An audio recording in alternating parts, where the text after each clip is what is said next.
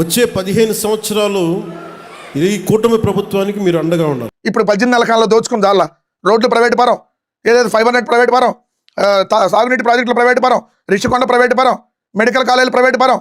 ఇప్పుడు రోడ్ల మీద టోల్ ఛార్జీలు బాదుడు, విద్యుత్ ఛార్జీలు పెంచారు, నిత్యావసర పెంచారు. ఒక్క రైతుకు ఏ పంటకి గిట్టుబాటు ధర లేదు. ఈ 18 నెలలను అల్లకల్లాలను చేసి రాష్ట్రాన్ని విధ్వంసం సృష్టించావు. ఇంకా మళ్ళీ నువ్వు 15 ఏళ్ళు కావాలంట. సిగ్గుండాలరా. మేమే వచ్చేస్తాం 29లో అంటే నేను చెప్తున్నాను కదా, మళ్ళీ ఈ రోజున అలాంటి ఆశలు పెట్టుకోకుండా జరగవే.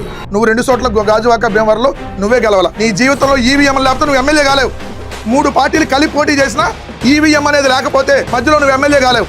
ఈ రోజు జగన్మోహన్ రెడ్డి గారిని ఏదైతే జనాల్ని మధ్యలో ఈవీఎం పెట్టేదో అడ్డుకున్నామని అనే ఆనందంతో ఉన్నామో రాసి పెట్టుకో.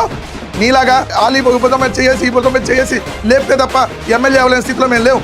ఖచ్చితంగా 2029 వైఎస్ఆర్ కాంగ్రెస్ పార్టీదే. నీకు దమ్ముంటే ఆపుకో పవన్ కళ్యాణ్ అని చెప్పి క్లియర్గా చెప్తా ఉన్నాం.